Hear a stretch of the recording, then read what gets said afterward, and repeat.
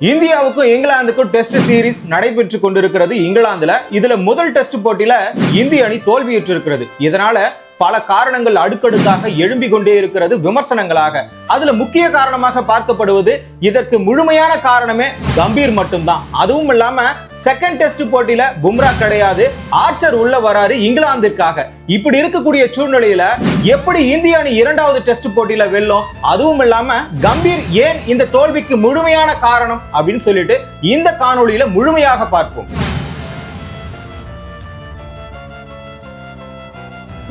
இங்கிலாந்து அணி இங்கிலாந்து கிரவுண்ட்ல 371 அடிக்கணும். ஏன்னா இந்தியா டார்கெட் கொடுத்தது அவ்வளவு ரன் தான். இதே ஒரு 10-15 வருடங்கள் முன்பாக இருந்திருந்தால் இந்த 371 ரன் அடிக்கிறதுக்கு கடினமாக போராடி ஒரு பக்கம் மேட்ச் டிரா ஆகியிருக்கும். அப்படி இல்லையா இந்த இடத்துல விக்கெட்டை எடுத்து சுருட்டி இருப்பாங்க. ஏன்னா வேகமா அடிக்கணும்னு சொல்லிட்டு அந்த ஒரு தோரணையில இறங்கி அவுட் ஆகியிருப்பாங்க. ஆனா இந்த இடத்துல எதுவுமே நடக்கல. கடைசியில இங்கிலாந்து அசால்ட்டா ஜெயிச்சுட்டு போறாங்க, 5 விக்கெட் வித்தியாசத்துல. இப்படி இருக்கும் பொழுது இந்த இடத்துல பல குறைகள் இருக்கிறதுன்னு சொல்லிட்டு விமர்சனங்களை எழுப்பியே வராங்க. என்ன விமர்சனம்னா, கம்பீருடைய ஆதிக்கம் தான் இந்த இடத்துல மிகப்பெரிய ஒரு பிரச்சனையே. இளம் படையை எடுத்துட்டு வரேன், மறைமுகமாக விராட் கோலிக்கும் இன்னொரு பக்கம் பாத்தீங்கன்னா ரோஹித் சர்மாவுக்கு அழுத்தத்தை கொடுத்து ஒரு பக்கம் ரிட்டையர்ட் ஆக வச்சுட்டாரு. அது இவர் தான் முழுக்க பண்ணாரு. ஒரு அனுபவ வீரர் இருந்திருந்தால், சப்போர்ட்டிவா இருந்திருந்தா, அட்லீஸ்ட் கேப்டன் பண்றதுக்காவது ஒரு ஆள் இருக்கணும். ஜெய்ஸ்வாலை எங்க நிக்க வைக்கணும்னு கூட தெரியாத அளவிற்கு அவருக்கு அந்த அளவுக்கு அனுபவம் இல்லை. அப்படி இருக்கும் பொழுது ஒரு அனுபவ வீரரை வச்சுட்டு தான் நீங்க இங்கிலாந்துக்கு கிரிக்கெட் விளையாடவே போயிருக்கணும். அது விராட் கோலியா கூட இருந்திருக்கலாம். அப்படி இருக்கிற பட்சத்துல யாருக்குமே எந்த ஒரு பிரச்சனையும் இருந்திருக்காது. நீங்க மற்ற நாடுகளுடைய அணிகளை பாருங்களேன். ஒரு ஆஸ்திரேலியாவை ஃபார் எக்ஸாம்பிளா எடுத்துக்கங்க. ஸ்டார்க் இருக்கிறாரு, இன்னொரு பக்கம் ஹேசல்வுட் இருக்கிறாரு, இன்னொரு பக்கம் கமின்ஸ் இருக்கிறாரு. இந்த படைய, இந்த ஒரு பவுலர் படையை பார்த்தா எல்லாருக்குமே பயம் வரும். ஒரு பிரிட்லியை எடுத்தாங்கன்னா கிட்டத்தட்ட 10 வருடம் ஆஸ்திரேலியாவுக்காக விளையாடுறாரு. ஒரு ஸ்டார்க் எடுத்தாருன்னா ஸ்டார்க் செம்மையா விளையாடுறாருன்னு சொல்லிட்டு ஒரு 10 வருஷத்துக்கு விளையாடுறாரு. அதே மாதிரி ஒரு ஹேசல்வுட் வந்தாரு, அவரும் ஒரு 5 வருஷத்துக்கு 6 வருஷத்துக்கு விளையாடுறாரு. ஒரு பிளேயரை எடுத்தா கிட்டத்தட்ட 4 கோடி 8 கோடி இருக்கக்கூடிய ஜனத்தொகை தான் அந்த நாட்டுல. அப்படி இருக்கும்போது அந்த 5 கோடியில இருந்து பர்ஃபெக்டான ஒரு பிளேயரை கண்டுபிடிச்சு 10 வருஷத்துக்கு விளையாட வைக்கிறது ஆஸ்திரேலியா. அது பேட்டிங்கா இருந்தாலும் சரி, போலிங்கா இருந்தாலும் சரி. மற்ற நாடுகள் கூட, சவுத் ஆப்பிரிக்கா கூட அதே மாதிரி தான். ஸ்டெயின் எடுத்தா அவர் ஒரு 10 வருஷத்துக்கு இருக்காரு. இதே மாதிரி ஒரு 150 கோடி மக்கள் தொகை இருக்கக்கூடிய இந்தியாவிலிருந்து ஒரு பர்ஃபெக்டான ஒரு வீரரை ஏன் தேர்வு செய்ய முடியல? அதுல என்ன நடக்குது? கிட்டத்தட்ட 1967 68 காலகட்டத்தில் மட்டுமே 7 டெஸ்ட் போட்டிகள் தொடர்ந்து இந்தியா தோல்வி அடைஞ்சிருக்கிறது. உள்நாட்டிலும் சரி, வெளிநாட்டிலும் சரி. இதற்கான காரணம் என்ன? அந்த காலகட்டத்தில் வாழ்வாதாரத்திற்காக ஏதோ ஒரு வேலையை செஞ்சுக்கிட்டே இந்த இடத்துல கிரிக்கெட் விளையாடி இருக்கிறாங்க. உபகரணங்கள் வெளிநாட்டில் கிடைக்கிற அளவுக்கு இந்தியாவில் கிடைக்கல. ஆனால் தற்பொழுது அப்படி கிடையாது. இந்த இடத்துல பிசிசிஐ தான் பணக்கார ஒரு கிரிக்கெட் அமைப்பாக இருக்கிறது. மற்ற நாடுகள்லாம் இவங்க கிட்ட கையேந்திர அளவுக்கு தான் இருக்கிறாங்க. இன்னொரு பக்கம் ஐசிசிஏ, ஒரு பக்கம் பிசிசிஐ கிட்ட கையேந்திர நிலைக்கு தான் தள்ளப்பட்டு இருக்கிறது. அந்த அளவிற்கு வருமானம் இந்த இடத்துல தள்ளாடிக்கிட்டு இருக்கு. அதுவும் இல்லாம வருமானங்கள் தனிநபருக்கே கோடிக்கணக்கில் போகுது. இப்படி விளையாடக்கூடிய தருணத்துல இன்னொரு பக்கம் பாத்தீங்கன்னா ரஞ்சி டிராபிலேயே பேக்கப்காக சிறப்பான பிளேயர்கள்லாம் ரெடி பண்ணி இருக்கிறாங்க. இன்னொரு பக்கம் இந்திய டீம்ல 64 பிளேயர்கள் இருக்கிறாங்க. இப்படிப்பட்ட சூழ்நிலையில ஒத்த பவுலர் மட்டும்தான் இங்க ஸ்ட்ராங்கா இருக்கிறான்னு சொன்னா எவ்வளவு அவலம். அதாவது ஆஸ்திரேலியால 8 கோடி மக்கள் 3 பவுலர் ஸ்ட்ராங்கா இருக்கிறான். சவுத் ஆப்பிரிக்காலும் அதே மாதிரி தான், ஜனத்தொகை கம்மி தான். இருந்தாலும் அந்த இடத்துல 4 பவுலர் ஸ்ட்ராங்கா இருக்கிறான். அதே மாதிரி இன்னும் நிறைய நாடுகள், எந்த நாடுகளை பார்த்தாலும் அந்த இடத்துல 3 பவுலர் 4 பவுலர் ஸ்ட்ராங்கா இருக்கிறான். எடுக்கக்கூடிய 11 வீரர்களுமே சிறப்பாக விளையாடுகிறார்கள். ஆனா இந்தியாவில் 150 கோடியை வச்சுக்கிட்டு ஒரு ஆளை தேர்வு செய்வதற்கு இவ்வளவு கேவலமாக அவலமாக செய்யறாங்கன்னா அது எவ்வளவு அசிங்கம். அதுவும் இல்லாம 11 டெஸ்ட் போட்டிகள் இந்த இடத்துல கம்பீர் வந்த உடனே நடந்திருக்கு. அதுல 2 பங்களாதேஷ் கூட நடந்திருக்கு. ஆகையினால அதை அசால்ட்டா ஜெயிச்சுட்டு இருக்காங்க. மீதி இருக்கக்கூடிய 9 டெஸ்ட் போட்டி, அதாவது நியூசிலாந்து கூட 3 டெஸ்ட் போட்டி நடந்தது, 3த்துலயுமே வாஷ் அவுட் ஆயிடுச்சு. இந்த இடத்துல 5 பார்டர் கவாஸ்கர் டிராபி ஆஸ்திரேலியாவில் நடந்தது. ஒரே ஒரு போட்டியில மட்டும் வென்று மற்ற போட்டிகள்லாம் தோல்வி அடைஞ்சாச்சு. மொத்தம் 8 போட்டி. இப்போ 9வது போட்டியா இங்கிலாந்துக்கு எதிராக விளையாடி அதுலயும் தோல்வி அடைஞ்சிட்டோம். இது ரொம்ப அவளை. இப்போ பாத்தீங்கன்னா பிசிசிஐ எவ்வளவு பெரிய டெக்னாலஜியான ஒரு பொருள்கள் எங்க வந்தாலும் சரி, கிரிக்கெட்டுக்காக ஒரு வெளிநாடுகள்ல வந்தாலும் சரி, எங்க இருந்தாலும் சரி, அதை எடுத்துட்டு இறக்குறது அவங்களுடைய முதல் வேலை.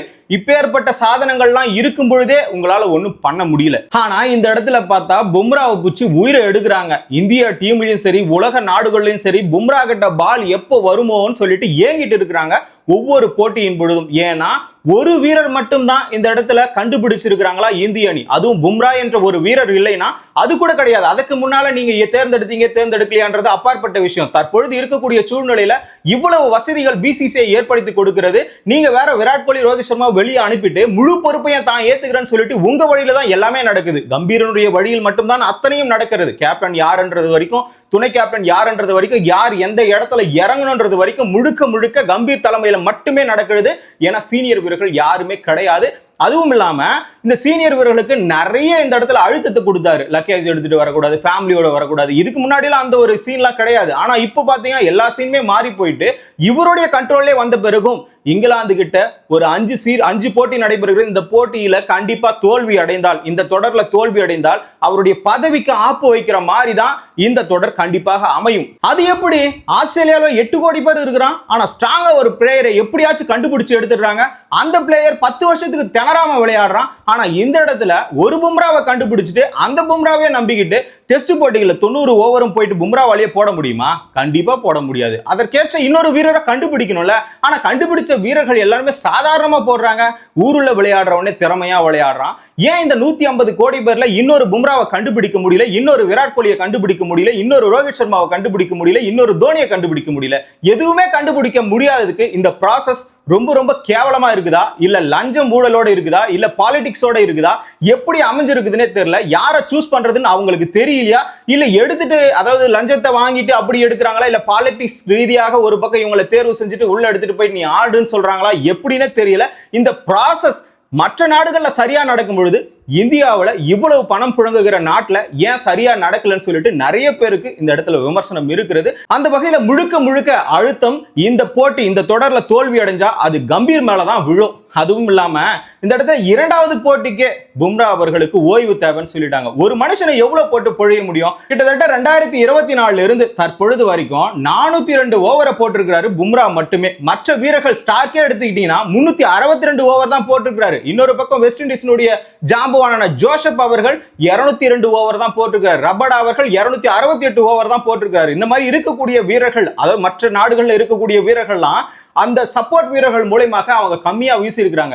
இந்த இடத்துல பும்ரா மேல ஒர்க்லோட் அதிகமானதுனால இவரே முழுக்க முழுக்க வீசி இருக்கிறாரு. ஆகையினால இந்த முதல் டெஸ்ட் போட்டியில கூட இங்கிலாந்திற்கு எதிராக கிட்டத்தட்ட முதல் இன்னிங்ஸ்ல 24 ஓவரும், இரண்டாவது இன்னிங்ஸ்ல 19 ஓவரும் வீசி முழுக்க முழுக்க சுமையா அவர் மேலேயே சுமத்திக்கிட்டு இருக்கிறாரு.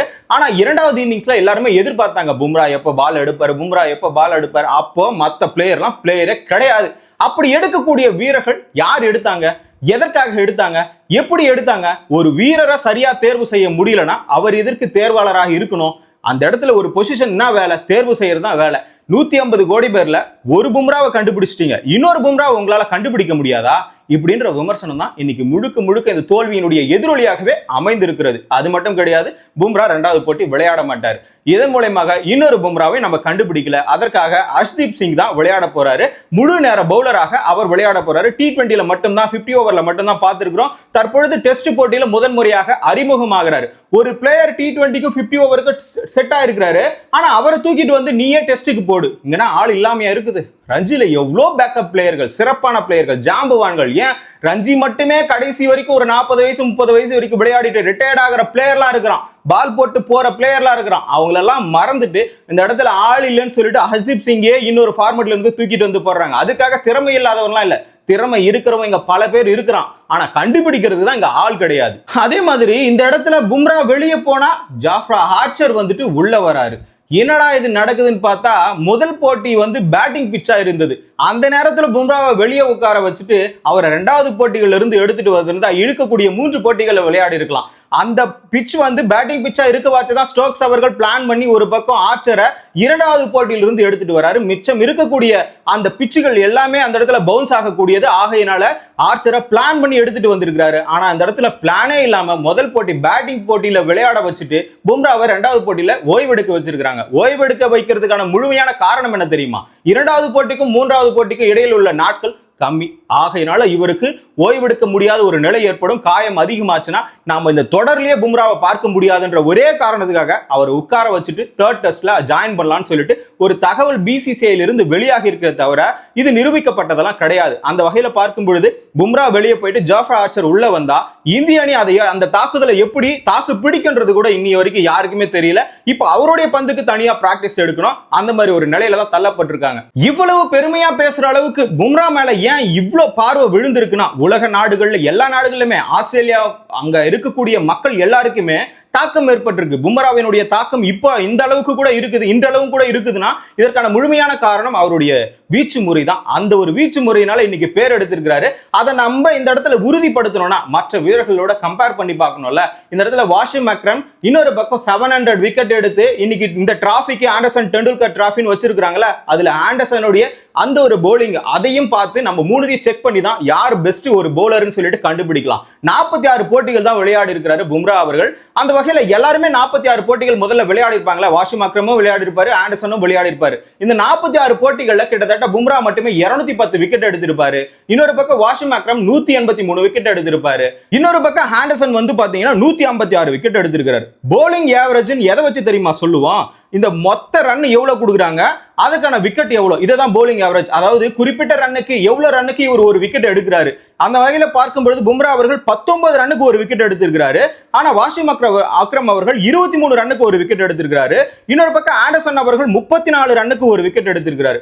போலிங் ஸ்ட்ரைக் ரேட்டை ஒரு பக்கம் டிஃபரெண்ட் பண்ணி பார்க்கும் பொழுது எவ்வளவு பந்துக்கு ஒரு விக்கெட் எடுத்திருக்காங்கன்றத கணக்கு, அந்த போலிங் ஸ்ட்ரைக் ரேட்னா இதுதான், எவ்வளவு பந்துக்கு எவ்வளவு விக்கெட் ஒரு விக்கெட் எடுக்கிறாங்க அப்படின்னு பார்த்தா 42 பால் போட்டு ஒரு விக்கெட் எடுத்திருக்கிறாரு. ஆனா வாஷிம் அக்ரம் அவர்கள் 55 பால் போட்டு ஒரு விக்கெட் எடுத்திருக்கிறாரு. ஆண்டர்சன் அவர்கள் 60 பால் போட்டு ஒரு விக்கெட் எடுத்திருக்கிறாரு. இந்த மாதிரி டிஃபரெண்ட், அதாவது bowling average bowling strike rate மட்டும் வச்சு பார்க்கும்போது இந்த இடத்துல சிறப்பாக இருக்கக்கூடியவர் யாருன்னா பும்ரா மட்டும்தான். அதே மாதிரி 5 விக்கெட்டையும் 14 விக்கெட் எடுத்திருக்கிறாரு. இன்னொரு பக்கம் ஆண்டர்சன் அவர்கள் 8 முறை மட்டும்தான் 5 விக்கெட் எடுத்திருக்கிறாரு. ஆனா வாஷிம் அக்ரம் அவர்கள் 12 முறை வந்து 5 விக்கெட் எடுத்திருக்காங்க. இது எல்லாமே 46 போட்டிகள் குறிப்பிட்ட நிலையில மட்டும்தான் நடந்திருக்கிறது. ஏன்னா பும்ரா அவர்கள் தற்பொழுது 46 போட்டி மட்டும் தான் விளையாடி இருக்கிறார். ஆகையினாலதான் 46 போட்டிகள்ல ஃபர்ஸ்ட் 46 போட்டிகள்ல வாஷிம் அக்ரம் எந்த அளவுக்கு போலிங் ஆவரேஜ் வச்சிருக்காரு, எந்த அளவுக்கு போலிங் ஸ்ட்ரைக் ரேட் வச்சிருக்காரு, எந்த அளவுக்கு 5 விக்கெட் எடுத்திருக்காருன்னு சொல்லிட்டு முழுமையா கம்பேர் பண்ணி பார்க்கும் பொழுது இந்த இடத்துல பும்ரா தான் சிறப்பா வீசி இருக்கிறாரு. ஆனா இந்த இடத்துல வாஷிம் அக்ரமோ ஆண்டர்சனோ தொடர்ச்சியாக விளையாடினார்கள். ஆனா இங்க ஓய்வெடுக்கக்கூடிய ஒரு நிலை பும்ராவுக்கு ஏற்பட்டு இருக்கிறதுனா அவருடைய பந்து வீசும் முறை இந்த இடத்துல கடினமாக இருக்கிறது அவருக்கு. ஆகையினாலதான் கூடிய விரைவில் அவர் ஓய்வெடுப்பாரு அப்படின்னு சொல்லிட்டு நிறைய பேர் விமர்சனம் செய்யறாங்க. இந்த போலிங் முறை தொடர்ந்து நடைபெற்று கொண்டே இருந்தால் அவருக்கு கண்டிப்பாக காயம் ஏற்படும் சொல்லிட்டு எல்லாருமே ஒரு பக்கம் விமர்சனம் எழுப்பினாலும் பும்ரா அவர்கள் ஒரு பக்கம் அவரோட மைண்ட்ல ஸ்ட்ராங்கா தான் இருக்கிறார். நான் இதெல்லாம் மண்டையில ஏத்திக்க மாட்டேன், என்னுடைய போலிங் எல்லாருமே இந்திய அணிக்கு வந்த உடனே 6 மாசத்துல முடிஞ்சு போயிடுன்னு சொன்னாங்க. ஆனா இப்ப நான் 12 வருஷம் 13 வருஷம் வீசி இருக்கிறேன் ஐபிஎல்ல.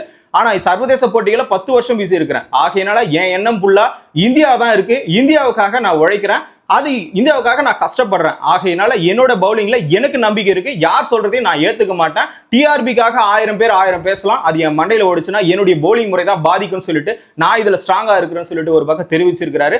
அந்த வகையில அடுத்த போட்டியில பும்ரா கிடையாது, பும்ரா இல்லாமல் ஜாஃபர் ஆர்ச்சர் வந்து பாத்தீங்கன்னா இங்கிலாந்து டீமுக்காக வராரு.